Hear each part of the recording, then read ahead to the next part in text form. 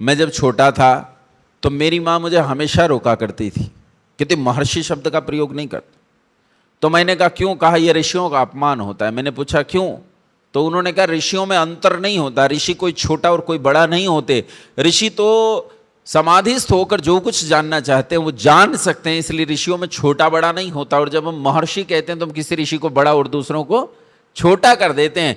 मेरी माँ ने ये मुझे तोते की तरह पढ़ाया है, लेकिन बड़ा होने के बाद ऋषि दयानंद के उपकारों को देखकर तब भी मैं अपने आप को ऋषि दयानंद को महर्षि दयानंद सरस्वती कहने से रोक नहीं पाता। महर्षि दयानंद सरस्वती वो ऊंचाई है जिसे देखने के लिए आपकी गर्दन घूम नहीं सकती। महर्षि दयानंद सरस्वती इस राष्ट्र की पीड़ा का वो चिकित्सक है जिसने इस राष्ट्र की पीड़ा का समूल नाश करने का बीड़ा उठाया था। ऋषि दयानंद सरस्वती वो महापुरुष है जिसके जैसा जीवन जीने के लिए लोगों को करोड़ों जन्म लेने पड़ेंगे। ऋषि दयानंद सरस्वती वो प्रवाह है जिस प्रवाह को पाकर ये संसार सुख में झूल उठा था। कौन थे ऋषि दयानंद सरस्वती? एक नंगा सन्यासी जिसके शरीर पर केवल एक कौपीन रहता था, केवल एक लंगोट रहता था, हाथ में एक 8 फीट की लाठी, इसके अलावा कुछ जिसके पास नहीं था। सन्यासी के 3 गुण होते हैं जिनके कारण उसे सन्यासी कहा जाता है। उसमें 3 इच्छाएं नहीं होनी चाहिए, लोकेशना, वित्तेषणा और पुत्रेषणा, ये 3 नहीं होने चाहिए। इनका किस हद तक दमन करने वाला व्यक्ति था जानते हो? एक राजा ने कहा आप सत्य कहना बंद कर दो, मैं आपको इतनी संपत्ति दूंगा कि संसार में इतनी संपत्ति अन्य सामान्य लोगों के पास नहीं रह जाएगी। आप सत्य कहना बंद कर दो, मैं आपको शिव जी का अवतार घोषित करूंगा, पूरे देश में आपको शिव जी का अवतार माना जाएगा, दुनिया में सबसे ज्यादा फॉलोवर्स आपके होंगे।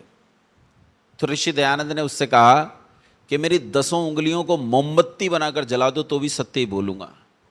और राजा, तेरे राज्य से एक दौड़ लगाकर बाहर जा सकता हूं, लेकिन जिस परमपिता परमात्मा के राज्य से सारी जन्म दौड़ लगाकर बाहर नहीं जा सकता, उस परमात्मा के विरुद्ध नहीं जाऊंगा। लोकेशना, यश की प्राप्ति की इच्छा तो इतनी थी, कितना यश मिल रहा था, ठोकर मार दी। पुत्रेषणा, एक कहानी है जो आजकल विभिन्न प्रकार के महापुरुषों के नाम पर चेप दी जाती है खामखा। यह ऋषि दयानंद के संबंध की कहानी है। जब ऋषि दयानंद को विधर्मी और हमारे लोग मिलकर शास्त्रार्थ में पराजित नहीं कर पाए और कोई उपाय उन्हें ऋषि दयानंद का दिखाई न दिया, तो अंत में एक उपाय उनके मन में आया कि इसे बदनाम करके इसकी हत्या कर दी जाए। तब उन्होंने ऋषि दयानंद के पास एक गणिका को भेजा जो अपने समय की सबसे सुंदरी स्त्री थी, वेश्या, उसे भेजा।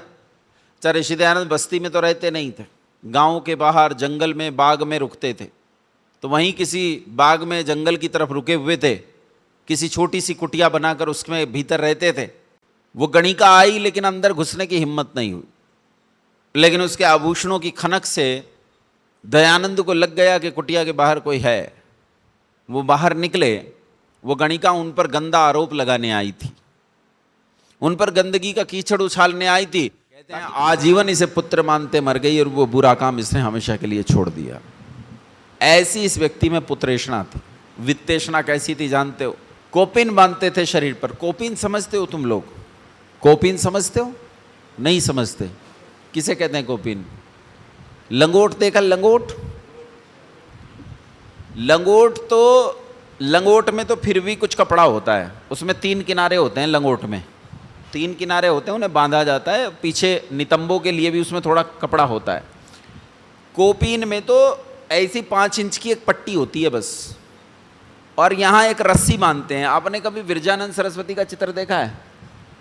वो कोपीन में ही रहते हैं हमेशा, है ना? उनका चित्र होता देख लेना, दंडी स्वामी विरजानंद सरस्वती जो इनके गुरु थे। यहाँ एक रस्सी बांधी जाती है, जहाँ बेल्ट बांधते हो इस जगह एक रस्सी बांधी जाती है, और इस रस्सी में कपड़े को बांधकर अपने गुप्तांगों को छिपाते हुए पीछे ही उस कपड़े को खोंस लिया जाता है। इसे कोपीन कहते हैं। इतना सा कोपीन होता है। कोपीन एक लंबा लेकर एक ही कपड़े से भी बांध लिया जाता है, उसका भी एक तरीका होता है। एक ही कपड़े से बांध दो, उसमें कपड़ा होता ही नहीं है, बहुत कम होता है कपड़ा, नाम मात्र का। तो कोपीन बांधते थे शरीर पर। एक बार बंगाल चले गए और बंगाल में उनके उपदेशों की धूम मच गई, और धूम मची तो सारे में शोर मच गया। बहुत लोग इनके बड़े भारी भक्त हो गए। एक बार रास्ते से जा रहे थे तो एक भक्त, उसकी दुकान और मकान एक ही घर में थे, वो दौड़कर बाहर आया, इनके पैरों में लेट गया, बोले मेरे घर चलना पड़ेगा। बहुत प्रयास किया, उन्होंने विनय किया तो दयानंद मान गए, बोले चलो भीतर चलते हैं। ऋषि दयानंद अंदर चले गए। अंदर जाकर उसने कहा भोजन करना पड़ेगा। बोले भोजन में करता ही नहीं, दूध पीता हूँ केवल, दूध ही ले लो। दूध ला दिया, दूध पी लिया, पीकर दूध चलने लगे। कहा कुछ लेकर जाना पड़ेगा। कहा भाई मुझे तू क्या देगा, मैं नंगा आदमी, मेरे पास तो कुछ भी नहीं रहता है, मैं क्या करूँगा रख कर। तो तेरा काम किस चीज़ का है? कहा जी मेरी कपड़े की दुकान है। बोले ये ठीक है, मैं कपड़े पहनता नहीं हूँ और तेरी दुकान कपड़े की है, तुझसे क्या ले लूँ। तो उसने कहा आप कोपीन तो पहनते हो, ये कोपीन दे सकता हूँ। तो ऋषि दयानंद को लगा इसका हृदय टूट जाएगा, चल एक कोपीन दे दे। वो कोपीन दे दिया। कोपीन देकर बाहर तक विदा करने गया, कोपीन लेकर चले गए। वो छाती ठोकता हुआ यूं फुलाए हुए सीना भीतर घुसा कर्मचारियों की ओर अकड़ से बोला जिस व्यक्ति ने संसार में किसी से कुछ नहीं लिया मुझसे लेकर गया, मैं कितना भाग्यशाली, कितना अहोभाग्य हूं, वो मुझसे लेकर गया है। लेकिन भीतर आकर देखा कि जो हाथ में ले रहे थे ना कोपीन, वो वहीं छोड़ गए।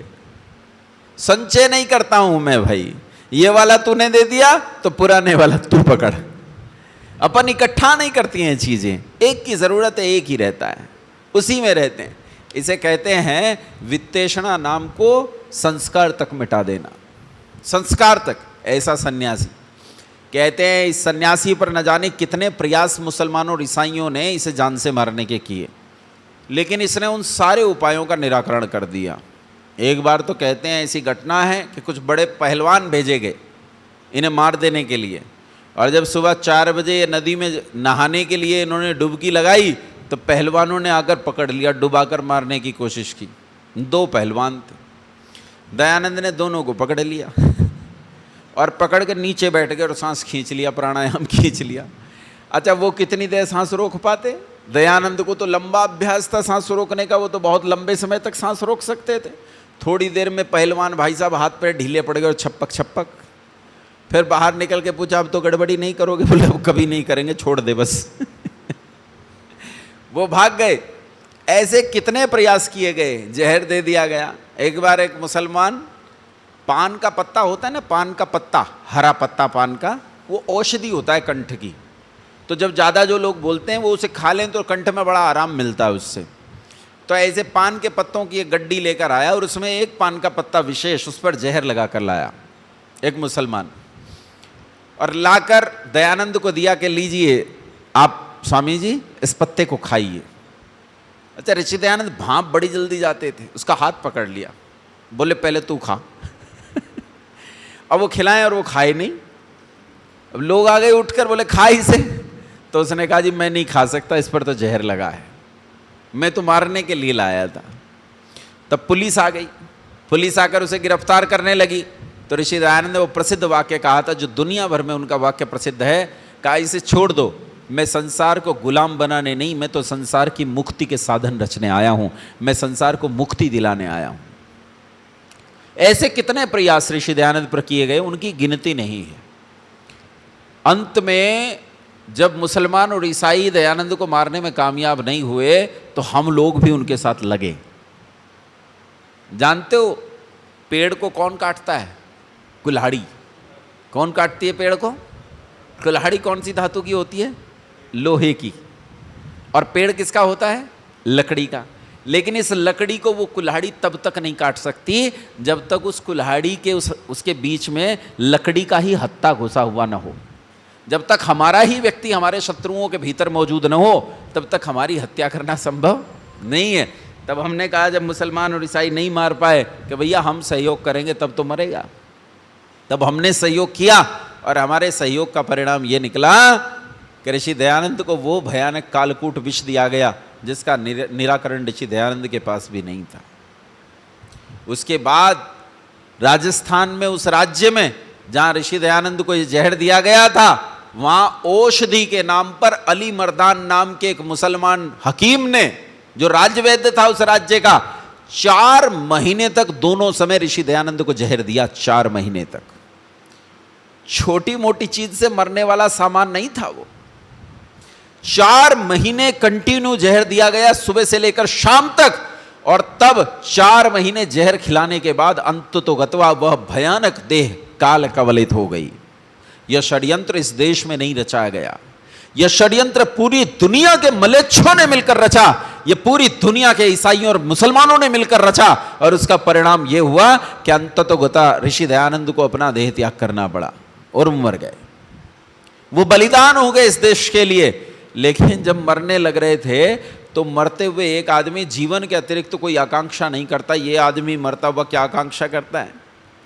मरता हुआ सोच रहा है कि अब तो मैं मर ही जाऊंगा, तो क्या मेरे मरने के बाद मेरे गुरु को दी हुई गुरु दक्षिणा रुक जाएगी? कहा ना, ऐसा उपाय रच जाऊंगा, ऐसा उपाय कि सदियां बीतेंगी लेकिन मेरे गुरु को दी हुई गुरु दक्षिणा का प्रवाह निरंतर इसी तरह बहेगा, इसे कोई रोक नहीं पाएगा। मेरे गुरु को दी हुई गुरु दक्षिणा रुकने वाली नहीं है, समय के अनंत काल में भी यह गुरु दक्षिणा नहीं रुकेगी। और तब ऋषि दयानंद सरस्वती ने वेद के सिद्धांतों को गूंथ कर हमारी भाषा में, हिंदी भाषा में एक कालजयी ग्रंथ की रचना की, और इस कालजयी ग्रंथ का नाम था सत्यार्थ प्रकाश।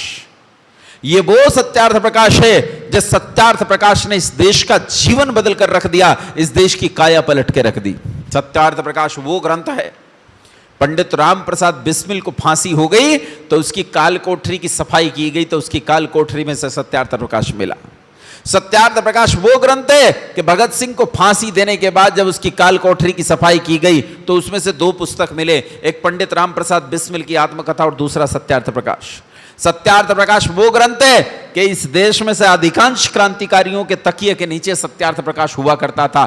सत्यार्थ प्रकाश वो ग्रंथ है कि जब सेल्युलर जेल में सजाए मौत काला पानी में मुसलमानों ने हिंदुओं को परेशान कर दिया और वो वीर विनायक दामोदर सावरकर के पास पहुंचे और उन्होंने कहा कि मुसलमान हमारे खाने को छू देते हैं, उससे खाना भ्रष्ट हो जाता है, हमारा धर्म भ्रष्ट हो जाएगा, इसलिए हम खाना नहीं खाते और हम भूखों मर रहे हैं। तब विनायक दामोदर सावरकर ने सत्यार्थ प्रकाश निकालकर उन्हें दिया और कहा, इस सत्यार्थ प्रकाश का वाचन प्रतिदिन करो, जब तक सत्यार्थ प्रकाश संसार में मौजूद है कोई मजहबी अपने मजहब की शेखी नहीं बघाड़ सकता।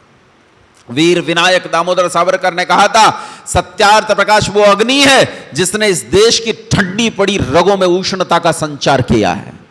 सत्यार्थ प्रकाश वो ग्रंथ है जिसके संबंध में लाला लाजपत राय ने कहा था कि मुझसे यदि पूछा जाए कि तेरे जीवन का एक सूत्र क्या है, तो मेरे जीवन का एक सूत्र केवल और केवल सत्यार्थ प्रकाश है और उसके अलावा कुछ भी नहीं है। सत्यार्थ प्रकाश वो है जिसने गुलामी के उस काल में इस देश के युवकों को लड़ने के लिए प्रेरित किया। तुमने पंडित चंद्रशेखर आजाद का नाम सुना? पंडित चंद्रशेखर आजाद ने कहा था कि मैंने पहली बार स्वराज शब्द सत्यार्थ प्रकाश में पढ़ा। वो चंद्रशेखर आजाद जो मर गया तो नीचे पड़ी लाश के पास भी अंग्रेजों की जाने की हिम्मत नहीं। कवि लिखते हैं कि वो गिर गया तो एक दूसरे को कोहनी मार रहे थे, तू देख जाके मर गया है क्या हैं? कहते हैं, मर गया वीर पर हिम्मत थी आने की, पास नहीं उनकी, डरते थे जीवित होगा यह क्या जाने गोली कब खन की।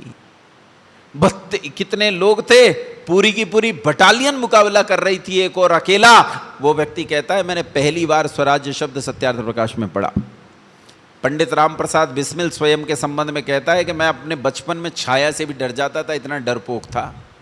और वो बिस्मिल फांसी के फंदे पर खड़ा होकर जब उन्होंने कहा तेरी आखिरी इच्छा क्या है, कैसा निडर सत्यार्थ प्रकाश ने उसे बना दिया कि फांसी के फंदे पर खड़ा होकर उन्हें अपनी आखिरी इच्छा बताता है। कहता है, I wish the downfall of British empire in this country. मैं इस देश में ब्रिटानिया हुकूमत का पतन चाहता हूं, ये मेरी आखिरी इच्छा है, करो पूरी।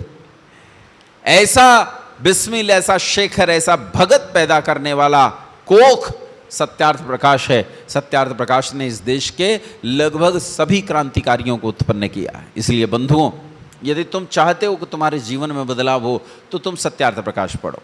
लेकिन मैंने तुमसे एक बात कही थी, ईश्वर का संविधान क्या है? बोलो, वेद। अरे बोलो, क्या है ईश्वर का संविधान? वेद है। अब वेद को पढ़ने के लायक हम नहीं हैं, तो जब तक वेद को पढ़ने के लायक नहीं हो जाते तब तक हमारे लिए विद्या का प्रकाश, वेद का प्रकाश कौन करेगा? सत्यार्थ प्रकाश। सत्यार्थ प्रकाश वेद के सिद्धांतों से ही गूंथ कर लिखा गया ग्रंथ है जो ऋषि दयानंद ने लिखा है। मैं ये नहीं कहता हूँ हमारा लक्ष्य सत्यार्थ प्रकाश है, हमारा लक्ष्य है वेद, लेकिन जब तक वेद पढ़ने के लायक हम नहीं हो जाते तब तक क्या पढ़ना है हमें? सत्यार्थ प्रकाश। जिस दिन वेद पढ़ने लायक हो जाओ, परमात्मा करे तुम में कोई ऋषि पैदा हो और हमें ऋषि दयानंद से अलग विद्याओं को जो ऋषि दयानंद अपने छोटे काल में नहीं बता पाए, उनका भी प्रकाश हमारे बीच में करें। तो बोलो, सत्यार्थ प्रकाश पढ़ने की इच्छा है? बोलो। जो ग्रंथ राम प्रसाद बिस्मिल की काल कोठरी से मिला उसे पढ़ने की इच्छा है कि नहीं है? जो भगत सिंह की काल कोठरी से मिला पढ़ने की इच्छा है कि नहीं है? ठीक है, आपके लिए सत्यार्थ प्रकाश का प्रबंध कराएंगे, लेकिन ये बताओ पढ़ोगे कि नहीं पढ़ोगे? पढ़ोगे ना? अच्छा, कितने दिन में पढ़ दोगे? सत्यार्थ प्रकाश है क्या यहाँ? है सत्यार्थ प्रकाश? ले आओ, कोई बात नहीं, आराम से। छोटा सा ग्रंथ है सत्यार्थ प्रकाश, बहुत मोटा नहीं है। तुम बड़े बड़े नॉवेल पढ़ जाते हो, हैं, घंटों बैठ के वीडियो देखते हो। ये सत्यार्थ प्रकाश तुम पढ़ो, पहले पन्ने से पढ़ना शुरू करना है, दूसरा तीसरा पन्ना क्रम से पढ़ते हुए अंत तक जाना है। और ऐसे सत्यार्थ प्रकाश को पढ़ने में आपको 1 हफ्ता लगेगा, 1 हफ्ते में पूरा कर दोगे। लेकिन मैं आपको छूट देता हूं, 1 महीने में तो पढ़ लोगे? बोलो। मैंने इसी सत्यार्थ प्रकाश को 2 दिन में पढ़ दिया था, इसे ही 2 दिन में पढ़ दिया था। तो उसे 1 महीने में पढ़ सकते हो कि नहीं? पढ़ सकते हो कि नहीं? तो क्रम से पढ़ना है, ठीक है? क्रम से पढ़ते हुए, ऐसे नहीं पढ़ना पीछे से खोलो, सीधा एक एक पन्ना करके पढ़ते जाना है, पीछे से नहीं खोलना। मेरी बेटी पीछे से खोलती है। मैंने कहा लाली आगे का पढ़ लिया सारा?